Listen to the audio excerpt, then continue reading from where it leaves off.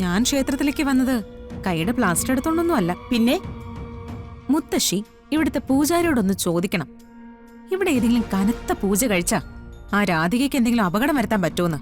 ആ എനിക്ക് എന്ത് സംഭവിച്ചാലും അതിന്റെ പിന്നിൽ അവളുണ്ടാവും.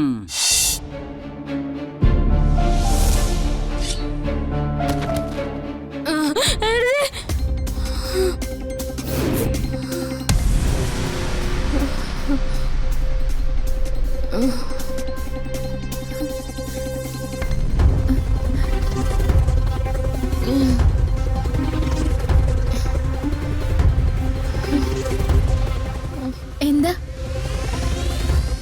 എന്തു പറ്റി? അമൃത എവിടെയാ വീണേ? ആളെങ്ങോട്ടാ പോയേ? ആക്കെന്താ പറ്റിയേ?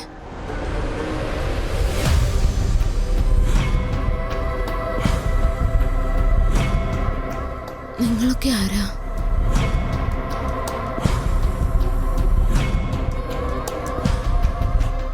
നിങ്ങൾക്ക് അമൃത അറിയില്ലേ?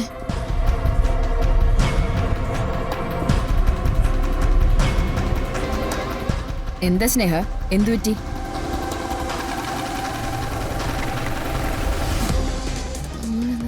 അത് സ്വപ്നം കണ്ടാന്ന് തോന്നുന്നു.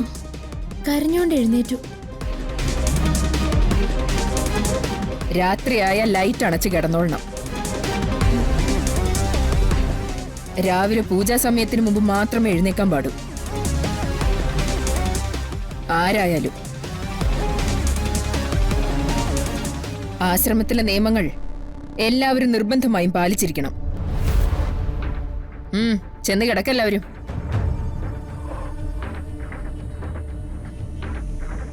കുറച്ചുനേരം കൂടെ ഇരുന്നോ, തുടക്ക ദിവസമല്ലേ.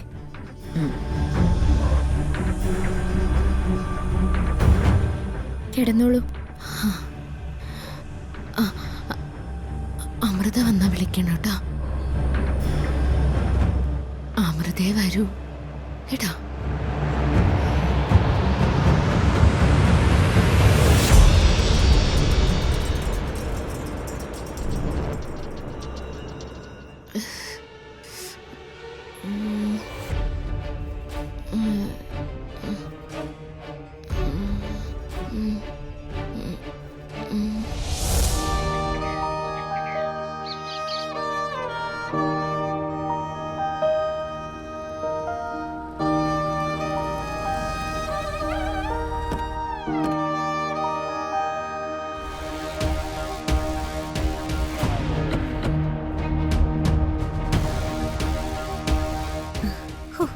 എത്ര ദിവസമായി മുത്തശ്ശി ഒന്ന് പുറത്തിറങ്ങിയിട്ട്. ഞാൻ നിന്നെ വിളിച്ചതല്ലേ, ഒടിഞ്ഞ കൈയുമായിട്ട് ആളുകളുടെ ഇടയിലേക്ക് വരാൻ പറ്റില്ലെന്ന് നീ പറഞ്ഞില്ലേ? അതെങ്ങനെയാ പറ്റുന്നേ? സിനിമ നടക്കുന്നു, അതിനിടയിൽ ന്യൂസും മറ്റും വന്നോണ്ടിരിക്കും. അതിന്റെ ഇടയിൽ കൈ ഒടിഞ്ഞോണ്ട്. അതും ഒരു പ്രശസ്ത അല്ലേടി മോളെ? അല്ല, ഈ വലിയ വലിയ നടിമാരൊക്കെ ഒരു പനി വന്നാലും പത്രക്കാരെ വിളിച്ചു പറയുമല്ലോ. അതിന് നമ്മുടെ സ്റ്റേറ്റസ് കുറച്ചുകൂടി വളരട്ടെ. ഓ, ഈ പടം ഒന്ന് പുറത്തിറങ്ങട്ടെ മുത്തശ്ശി. അതിനുശേഷം നമുക്ക് പനിക്കും തലവേദനയ്ക്കും എല്ലാത്തിനും പത്രക്കാരെ വിളിക്കാം. ആ പിന്നെ തൊഴുത് തിരിച്ച് ഫ്ലാറ്റിലേക്ക് ചെന്നിട്ടേ ആ ഷൂട്ടിങ്ങിന്റെ ആളുകളെ ഒക്കെ ഒന്ന് വിളിപ്പിക്കണം. എടി, തിരിച്ചു തുടങ്ങണ്ടേ നമുക്ക്? സിനിമ മുടങ്ങിക്കിടന്നാലേ ഓരോ ദിവസവും വലിയ നഷ്ടമാ. അതിന്റെ കണക്കിനെ അവര് കൂട്ടിത്തരുമ്പോഴാ നമ്മുടെ കണ്ണ് തള്ളാൻ പോകുന്നത്. അതെ, നാളെയോ മറ്റന്നാളോ തുടങ്ങാൻ പറ്റുമെന്ന് നോക്ക്. നാളെ പറ്റില്ല, ഇത്രയും കാര്യങ്ങൾ അറേഞ്ച് ചെയ്യണ്ടേ. എന്തായാലും അവര് വരട്ടെ മുത്തശ്ശി. പിന്നെ ഞാൻ ക്ഷേത്രത്തിലേക്ക് വന്നത് കൈയുടെ പ്ലാസ്റ്റർ എടുത്തോണ്ടൊന്നും അല്ല. പിന്നെ മുത്തശ്ശി ഇവിടുത്തെ പൂജാരിയോടൊന്ന് ചോദിക്കണം, ഇവിടെ ഏതെങ്കിലും കനത്ത പൂജ കഴിച്ചാ ആ രാധികയ്ക്ക് എന്തെങ്കിലും അപകടം വരുത്താൻ പറ്റുമെന്ന്.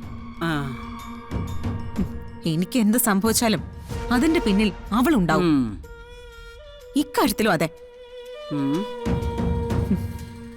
ഇതിനെനിക്ക് പകരം ചോദിച്ചേ പറ്റൂ മുത്തശ്ശി. ഞാൻ കിടന്നതിൽ കൂടുതൽ ഒരു 10 ദിവസമെങ്കിലും അവള് കിടക്കണം, എഴുന്നേക്കാൻ പോലും ആവാതെ. തിരുമേനിയോട് ചോദിച്ചു നോക്കാം. പക്ഷേ ഇവിടെ സാധ്യത കുറവാ. അങ്ങനെയാണെങ്കിൽ ഇന്ന് തന്നെ ഏതെങ്കിലും കൊടും മന്ത്രവാദിയെ നമ്മൾ കണ്ടുപിടിക്കണം. ആ പ്രൊഡക്ഷൻ കൺട്രോളറോട് ചോദിച്ചാൽ മതി. ഈ ഗോത്രവർഗക്കാരുടെ കൂട്ടത്തിലൊക്കെ ഉഗ്രൻ മന്ത്രവാദികളുണ്ട്. ഹ? അവളുടെ പണി തീരണം മുത്തശ്ശി. ആ. എന്നേക്കുമായി അവള് തീരണം. ഉം. വാ മോളെ. ഉം.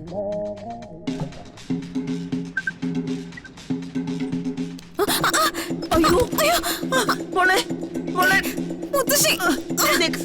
അയ്യോ, എന്റെ കൈ, അയ്യോ, എണീക്ക്. പതുക്കെ. ആ. അയ്യോ, എന്തു പറ്റിയത്? സാരിയിൽ അറിയാതെ ചവിട്ടി പോയതാ മുത്തശ്ശി. അയ്യോ, വല്ലാത്ത വേദന. ആ ഒടിഞ്ഞ കൈ തന്നെയാണല്ലോ ഈശ്വര. എനിക്കൊണ്ട് പറ്റുന്നില്ല മുത്തശ്ശി. വാ മോളെ വാ, നമുക്ക് പെട്ടെന്ന് ഡോക്ടറെ അടുത്തേക്ക് പോവാം. വാ. അയ്യോ, എന്റെ കൈ വേദനിക്കുന്നു മുത്തശ്ശി. മോളെ ആ, അയ്യോ, വാ, കേറ്. പതുക്കെ പതുക്കെ എനിക്ക് വേദനിക്കുന്നു മുത്തശ്ശി. പതുക്കെ കേറ്. കൈ ഇരിക്ക്. അയ്യോ, ആ നശിച്ചവളുടെ പേര് പോലും പറയാൻ പറ്റുന്നില്ലല്ലോ. അത്രയ്ക്ക് ശാപവാ. വണ്ടി എടുക്കടാ അങ്ങോട്ട്.